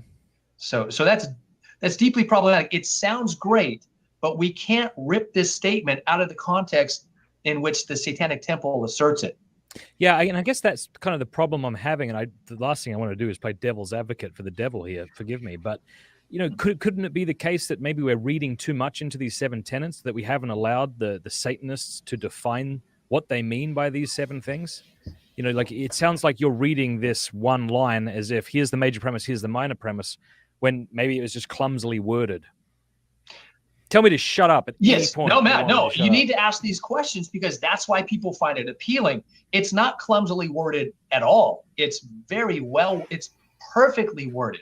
But here's the first thing we have to recognize that's not in this statement. Compassion and empathy are not unqualified goods. We've been conditioned to think they are. Empathy is not always appropriate. Right. Neither is compassion. In the face of evil, empathy is not reasonable. And you might think they're suggesting that here, but you do have to know a little bit about the foundational assumptions of the Satanic Temple. Okay, continue. So if we take something like the City of God, the idea that when one loves God to the contempt of self, you put things in the right order. But when one loves self to the contempt of God, there's the movement towards atheism. So an atheist, there's 2 kinds of things. In the way C.S. Lewis says it in Miracles, he says there's supernaturalism and naturalism. Naturalism, C.S. Lewis says, is the whole shebang is materialism. There's nothing beyond the material. Mm-hmm. And if there's nothing beyond the material, then reason, which is an immaterial faculty, becomes a material faculty.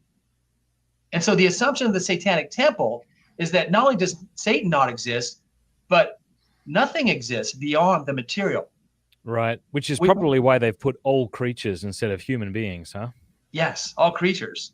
And that false equality of creatures, that the rejection of the hierarchical order of creation is now flattened out to all creatures.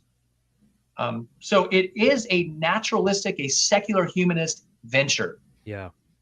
I wonder why they decided, and I think I do know why, but I wonder why they added accordance with reason. Like, why not just say one should strive to act with compassion and empathy towards all creatures? Because that accordance and reason is the one thing that trips us up. It's that grain of truth that if this were rightly ordered, that would be true. We should have compassion and empathy towards all creatures in accord with reason. That's true, but not from the assumption of naturalism. That's true from the grounds of supernaturalism. Or as Augustine would say, from the city of God, it's right. In the city of man, it's not right. It's arbitrary, subjective, and self-referencing. And it is a statement of unqualified value to compassion and empathy.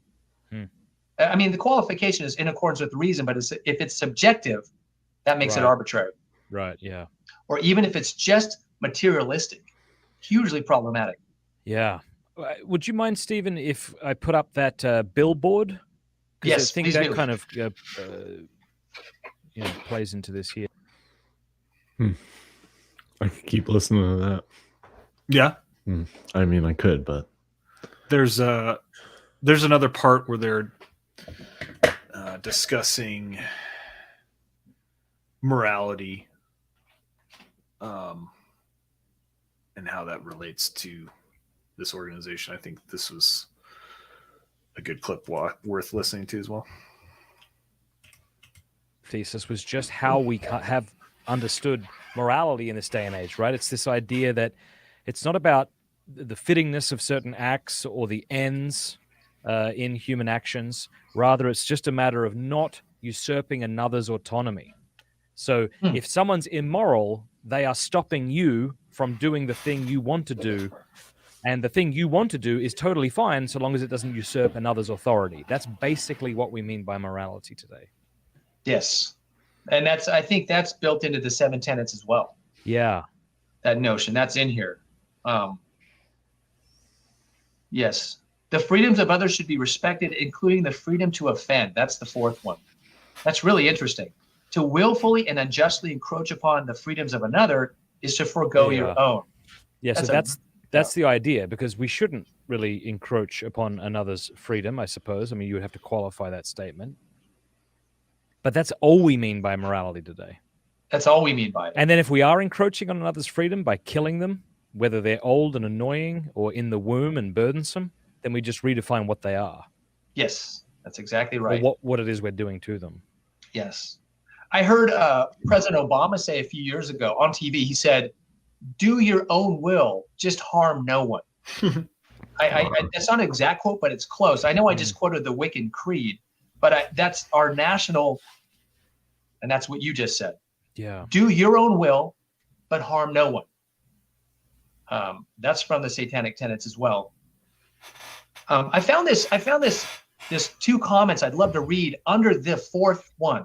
Sure. Can I read these real quick? There was a young guy objecting. He said, he was responding to the 4th when he says, I thought about Satanism, and I personally cannot respect the 4th tenet of that the ability to offend someone must be protected. It implies that people like me who deviate from the norm in some way, such as being Black, LGBTQIA, or neurodiversive, or whatever else, is fair game. I'm not Black, but I am autistic and do question my sexuality and have received so much abuse for it. So that's one person saying, I'm okay with 6 tenets. Just this 4th one bothers me because I don't think we should give license to offend. It's almost a good point. But the response is this. The 4th tenet is not about the right to discriminate against minorities or other persecuted groups. It's best understood in the context of heresy and free thought.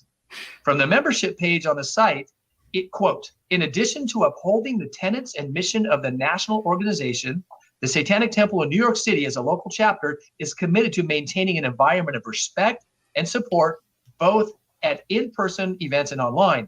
Misogyny, transphobia, racism, anti-Semitism, ableism, or bigotry of any kind have no place in the Satanic Temple. Right. So who gets to be offended and why or why not? Yeah, that's a good point, because when I read that, I thought it kind of sounds a little like the First Amendment. Like, you have the right to express your opinion. But they have the right to say that you can't offend these groups because that's discrimination. But there's no context provided in this tenet. Yeah, there's no definition of offense either. Yeah. Like, what is offense? It's the scale, the spectrum's so wide. You know what it reminds me of are those resist bumper stickers that just say resist, Yeah. and you're like, well, what are you resisting? The bad thing. Well, what's the bad thing? Trump. Yeah. Or basically whatever the current thing is. That's what we're. Yeah. Although, Yeah, and the assumption that we have to go off of is that resisting is good and worthwhile. Right. Even though there's old age thought science, as you might say, that say what you resist persists. So Right. So why not have a bumper sticker that says persist? Well, yeah, it's or not a ignore. You know? Oh, that's a good one. Yeah. Yeah. Because why would you focus your attention on something that you hate so much? Yeah, and I think these guys do a really good job of explaining the problem with self-referential philosophy, because it doesn't have that universal truth. That it lacks context, and it's like, oh well, not offend that. Well, how am I supposed to read that tenet and not think that, hey, somebody might like, how would they not say, oh yeah, I'm going to offend the people that I don't like? And what if it was not the chosen people that we didn't clarify there? It's just, oh, offend the people that we're opposing, that but we're not going to put that in the tenets. But why not even try? It's just, it's I don't know if it's laziness or just ill-conceived, but I mean, I tend to think on a higher part of the organization, maybe it's there is a possibility that it's kind of insidious and for sure, this game has been passed down nefarious in some way. thousands of years. Yeah, at This the is upper very levels. deceptive. Yeah. Yeah, we're talking kings and queens for hundreds and hundreds of years being involved in this, but always being isolated by their own stone walls, you know? Whereas the peasants might not be against them, but they're not going to join sides with them on a religion that's so stupid like this. Like, they always say they were so backwards back then, but like, I don't know, or even rural America, like, it's pretty hard to bullshit somebody living out in a rural area. You know what I mean? It's a lot easier to bullshit people in the city. Yeah, it's that actual common sense, not Yeah. the stuff that they parrot whenever they want to pass some new law. But yeah, that's missing today, because I think postmodern intellectualism can be very confusing without the right guideposts to ground us. And this is I don't know if you want to listen to a little bit more of this. I'm good on that. Yeah, you good? Yeah. But yeah, I think just generally, you need to be able to explain things in a coherent way. And I feel, again, as somebody who I'm not defined by a particular religion, I still have a desire for truth and to be able to describe some sense of truth. And I would think that truth inherently has to have some degree of universal characteristics, Would you agree? About truth? Yeah. Yeah, truth is truth for everyone and everything in every moment of like literal reality. truth, not like that's that not just stuff that sounds true, like stuff that is truth is true. I mean, it'll be true whether somebody believes it or not. Right. Yeah, it But that, doesn't. I mean, it,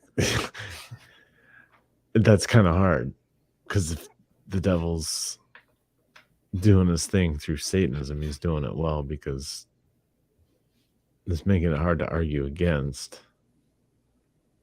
Although in my core, I know it's wrong. Mm-hmm. But I'm sure if we put in for a debate, I would get mopped up. Just Yeah. seems like there's an out at every step here for the Satanist.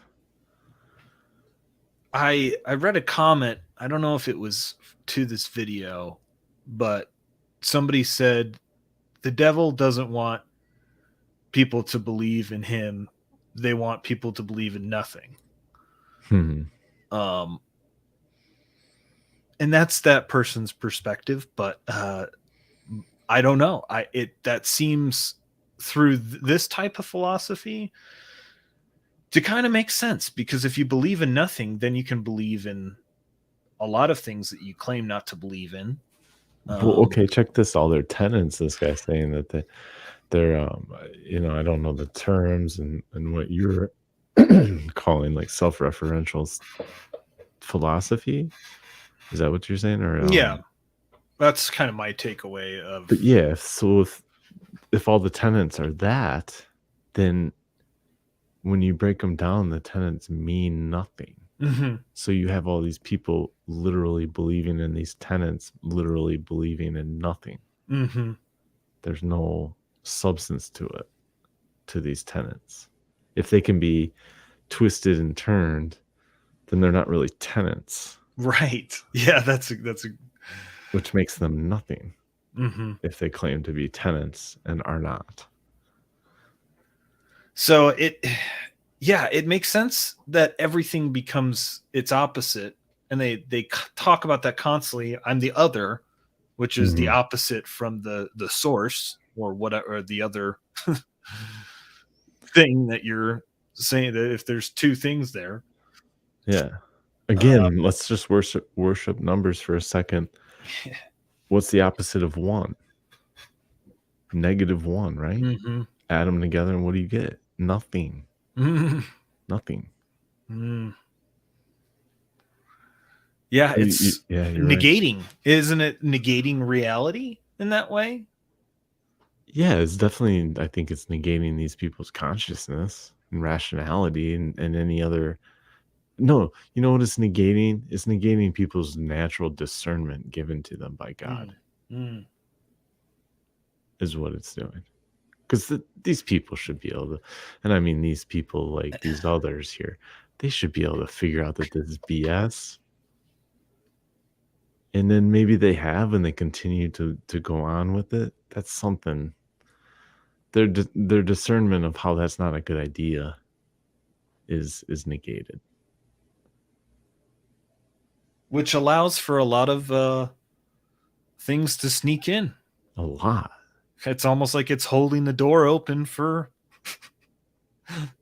Satan. Exactly. Whether and how if it's clever. If we don't want to use the biblical guy, if you want to use just secularism, I still think it's opening the door for evil. Yes. Bad things. That's what's so baffling about it, is you don't even need the word of God to refute this, yet it persists so much, which almost makes me want to stop resisting it. Not that I was, but like there's something about it that makes me feel like it needs to be fought against. And I don't know what that is. And now I'm not sure that that's really the point. Maybe something else needs to be fought for instead of fighting against this. Right. You know what I mean? It's an interesting realization, personally.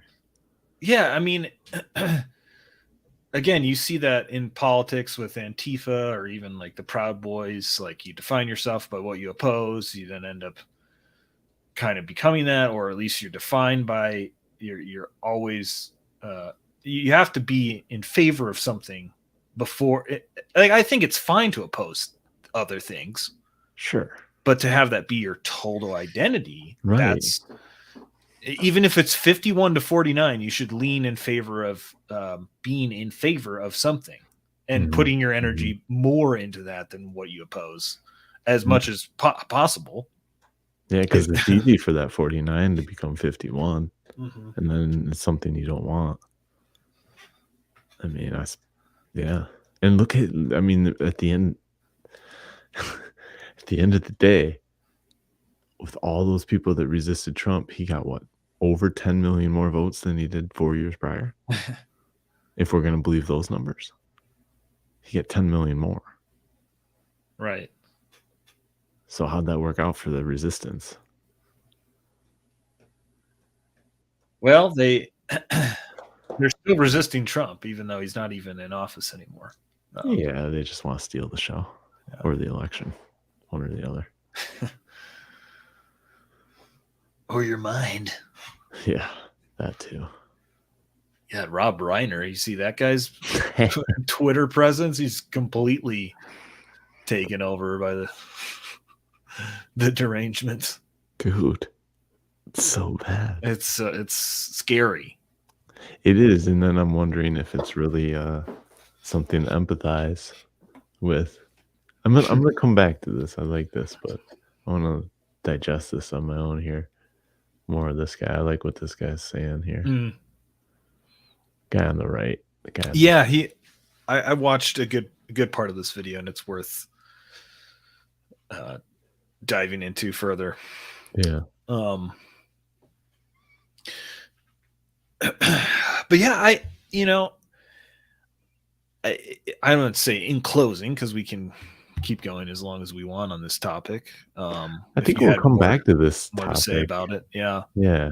But I think we can wrap it up a little bit here, but not wrap it up completely, because now I don't know. I got hit with a profound realization, personal, in the past 10 minutes, and because I don't know if it's just the scary character or the devil or the stupidity of the people that follow him, but it's just, I feel like I've resisted it for so long. It's something to fear, and now I just find it interesting. Not like I'm running down the joint. I mean, interesting in a way that I find it interesting that it's incredibly silly and stupid, yet so many people are falling into it. Like you said, your circle group is becoming more and more amenable, if that's the word. Yeah, I wouldn't say across the board necessarily with everyone in my social circle, but it's common enough. Shock you, It's common enough for me to ponder. Yeah, like notice why is this happening, and how is it happening, and what's the appeal, and and again, it's not to try to deride somebody's perspective, because I think it's it's easy to do that either way, and there's a problem with that without at least trying to understand the root of it. Now, I did find it interesting how you was saying, like, there's some things that you don't want to have empathy for when it comes to the existence of evil, and if evil is being committed, you don't want to just empathize with the evil person because, they had a whatever. That's just that's their truth, right? You do want to make an attempt to not have that become a reality, or not let it grow. You know what I mean? Like, and people will come to their own conclusions, and I'm not trying to beat anything over a person's head, but I do think it's important to consider the implications and intentions of what it is you believe about the world, how you see yourself, how you live, being true to your word. I think that's, what is it, the Four Agreements, that guy, I think it's Miguel Ruiz, the guy that wrote that book, but one of them is staying true to your word. And if your word is you say words are meaningless, it's like, well, how are you talking? Like, we're kind of proving that point wrong by the fact that we're still able to communicate. But if you raise to a higher level, a breakdown in that communication, it just creates so much dissonance. And it seems like that's almost the point, is there's harmony in nature, in the world, in existence. And if you see your role is to create dissonance in that harmony, there's going to be some shit that ricochets back on you, or the world, or just, it's, again, it creates the dialectic that can lead to unnecessary conflict, just because it's being defined by opposing one thing or the other. And I do think that's a very potentially dangerous outlook to have, no matter where you're coming from. But I think it's important maybe to still have a good sense of up and down, and being able to define reality, because there is objective truth out there. So I agree.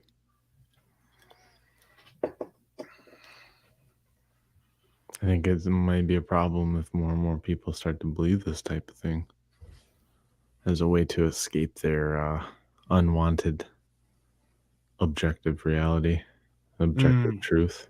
Not just their truth, but the one that they run from by creating their truth. Yeah.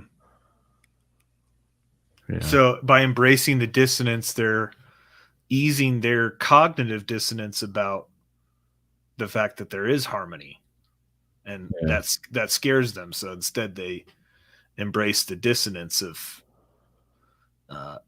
running from the harmony. It's weird. Yeah, which creates more harmony. Yeah, at least according to their viewpoint of it. And mine too. And I mean, like, kind of, I look at harmony maybe as like karma or something. Like, the more and more you do one thing that has an opposing consequences, the more that consequence is going to show up. There has to be a balance. Harmony is balance to me, I guess. But if there's a better definition, I'll not view it as such, because I don't need my own perspective to rule the day. Now, maybe there are some of the more aware, benevolent Satanists out there. Maybe by having this conversation, we're becoming more in touch with the harmonious, that's ironic, nature of reality. And we're seeking to understand truth better. So is that a good thing? I guess in some sense, but depends where you're looking. Yeah. I think. Yeah. Is that force of kind of nihilistic confusion, is that a good thing? I mean, if it overtakes a majority of people in one way or the other, I don't think it is. Absolutely not. Yeah, I know it's not. Yeah. Absolutely. So I think it's important to see where this is, where this could take us, or where it has taken us as a society, and to ask questions about what it is you're believing in, if you happen to get taken by this type of thinking. Yeah. ultimately it's your choice, but start asking questions. Yeah, and Don't remember, stop. And if you ask questions to the church and they give you an answer that's something like the thing I wrote today or read today, move on. yeah, maybe don't go to Keep that looking. conference. Yeah, keep looking.